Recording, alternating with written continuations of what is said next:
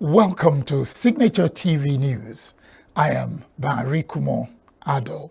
First, let's take a look at the headlines. Bishop Ona urges Christians to be ready for the life after. FG drags governors to Supreme Court over full autonomy for local government areas. On the foreign scene, Palestinian Prime Minister says it is time to end the Gaza war as Hamas bombards Tel Aviv. In sports, Osaka beats Bronzetti to reach French tennis second round open. Now the news in details.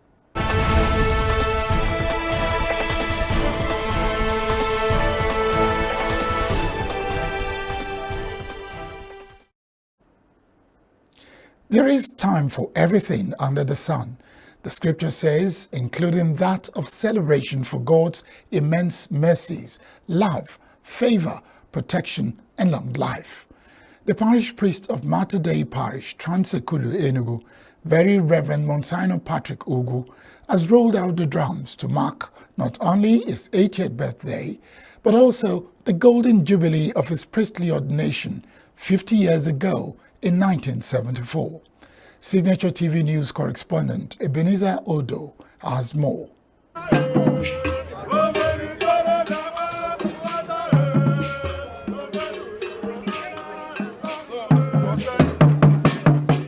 The Golden Jubilee anniversary and 80th birthday high mass took place at the Mater Dei Parish, Transekulu, Enugu. The special high mass attracted people from all walks of life, including the religious and traditional class. In his homily at the high mass, the parish priest of St. Mary's Parish, Transekulu, Enugu, Monsignor Anthony Anijero, said that the Trinity as a community of three in one are coexisting harmoniously. Monsignor Anijero, who is also one of the students of the celebrant, explained that his master, Monsignor Ugu, is celebrating 50 years of harmonious relationship with his maker, noting that not many priests lived to celebrate golden jubilees of their ordinations. The best thing they will do to God for God is to respond in love. God brought Monsignor in love, and Monsignor continues to respond in love for 50 whole years, and he says he is not regretting it that way. In an interview with Signature TV News, Monsignor Ugu thanked God for granting him 80 years of seamless life devoid of sickness. He tasked Nigerian youth to remain focused on God as he is real. To know God and serve Him, love their fellow human being.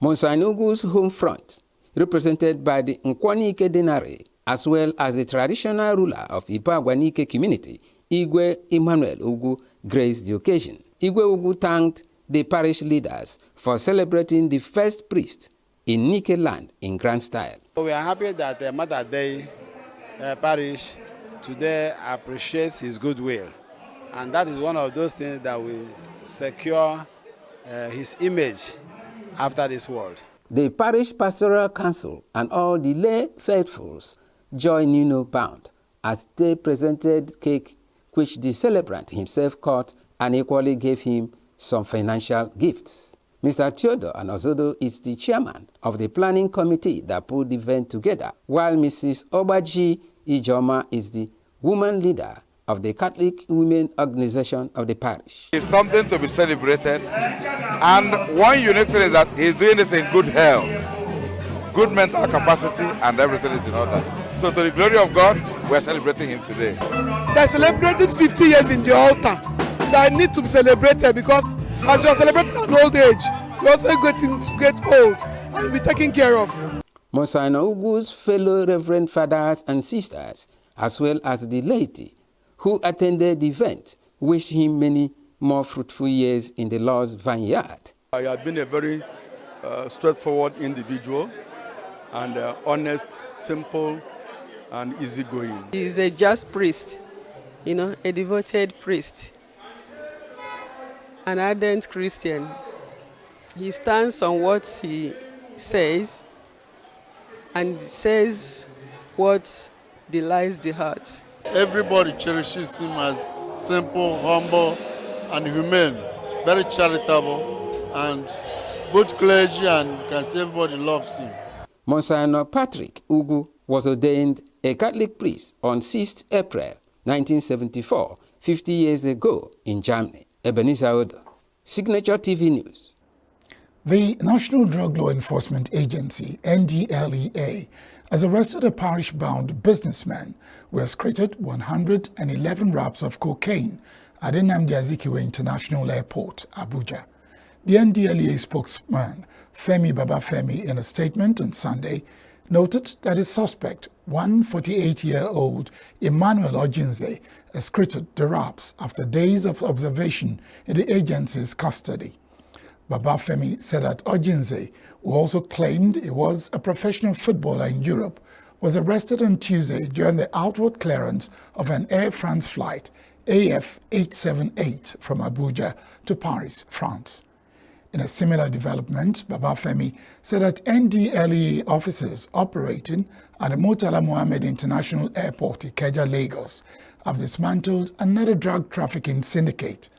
According to him, this followed an arrest of 4 members of a network and the seizure of a total of 8 kilograms of methamphetamine and 7.6 kilograms of loud, a synthetic strain of cannabis imported from South Africa. Babafemi said that the lead was blown off the syndicate when an official within the airport system was intercepted with a backpack and a bag. A search of the bags led to the discovery of the illicit substances, he said. The federal government has instituted a legal action against the governors of the 36 states of the Federation at the Supreme Court over alleged misconduct in the administration of local government areas.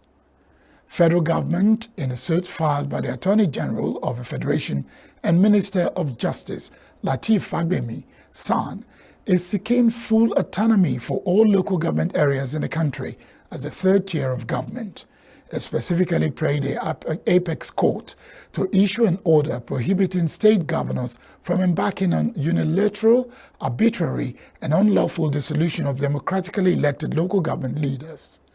It also is asking for an order permitting the funds standing in the credits of local governments to be directly channeled to them from a federation account, in line with the provisions of the Constitution, as against the alleged unlawful joint accounts created by governors.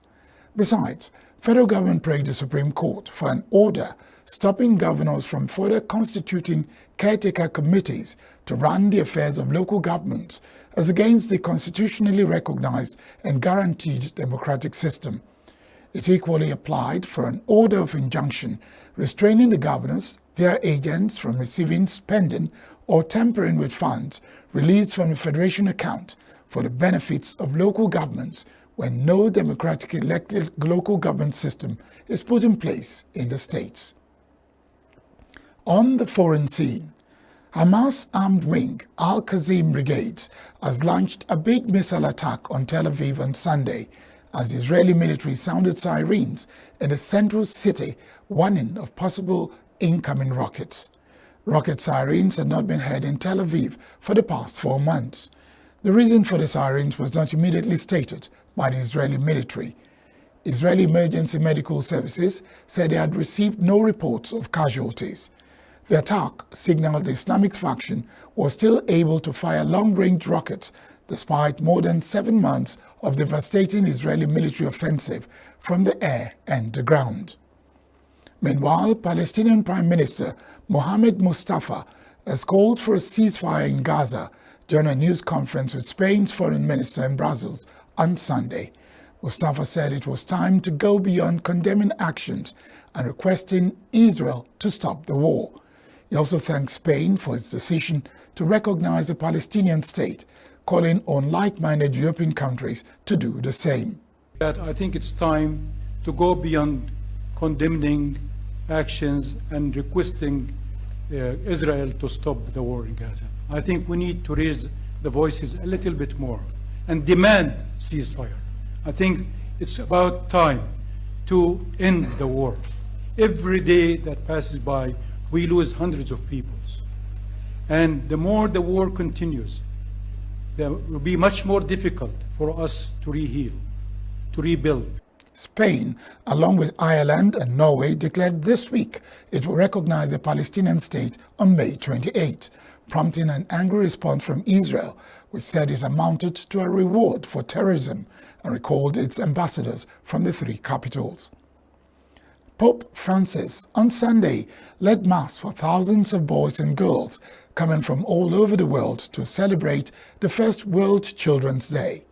Celebrations for the Vatican's inaugural World Children's Day were followed by a reading by Italian actor and filmmaker Roberto Benigni. At the end of the Mass, the Pope announced that the second World Children's Day will be in September 2026. French President Emmanuel Macron and his wife Brigitte have arrived in the German capital on Sunday, where they were greeted to a gun salute at the airport. Ahead of the European elections next weekend, Macron will spend 3 days in Germany, visiting Merseburg and Munster, as well as Berlin. Shortly before Macron's visit, Chancellor Olaf Scholz emphasized a close alliance with the French president on a number of key EU projects. Scholz said that he had formed an alliance with Macron to finally implement a functioning capital market union in the EU. On Thursday, the Chancellor backed the French president's plans to strengthen European defense capabilities, including nuclear strength. There is expected to be a Franco-Germany Council of Ministers in Merseburg on Tuesday. Entertainment. Nigerian singer Paul Okoye, also known as Rude Boy of P Square, has tied the knot with his bride, Ivy Ifeoma Iboko, in a traditional ceremony in her hometown of Ibere, Abia State. The couple was seen in a video wearing traditional attire, with the groom donning a white outfit, red beaded necklace and a red cap, while the bride wore a stunning dress and scarf. The couple paid a visit to the state governor, Alex Oti, shortly afterwards, accompanied by the governor's special advisor on tourism and entertainment, Justice Martins, popularly known as J. Martins. American rapper Nicki Minaj cancelled a show in Manchester, England on Saturday after she was held by police at Amsterdam Schiphol Airport on allegations of possession of soft drugs. In the video, Minaj could be heard speaking to an unnamed airport employee who apologizes before saying all Minaj's luggage must be offloaded and searched. The location and date of the video were confirmed by police reports of the incident. Minaj was detained hours before a live performance was scheduled to start, and fans were seen leaving the Manchester venue. Dutch military police confirmed a 41-year-old American woman had been held for possession of soft drugs on Saturday, adding it was prohibited to take such substances out of the Netherlands. Police did not identify the suspect, but in a later post on social media, they revealed that the woman had been fined and released. In sports, four-time Grand Slam champion Naomi Osaka labored past unseeded Italian Lucia Bronzetti 6-1, 4-6, 7-5 in the first round of the French Open on Sunday to claim her first win at the Roland Garros in 3 years. Returning from a 15-month maternity break this year, Osaka had fallen in the first round at the Australian Open in January, but looks set to breeze into the second round in Paris as the former world number one bombarded Bronzetti from the baseline. She dominated the first set on a windy Felipe Chartier court to wrap it up in 28 minutes, but her unforced errors rose steeply in the second, allowing Bronzetti to break in a crucial game at 5-4 and forced a decider. However, the 26-year-old Japanese player got back on track in the deciding set and had the opportunity to break for a 5-0 lead, but appeared to implode as world number 67 Bronzetti clawed her way back into the contest. Osaka pounced for a crucial break in the 11th game before finally clinching the back and forth battle. That's the news at this hour. I am Barry Kumo Ado. Thanks for watching.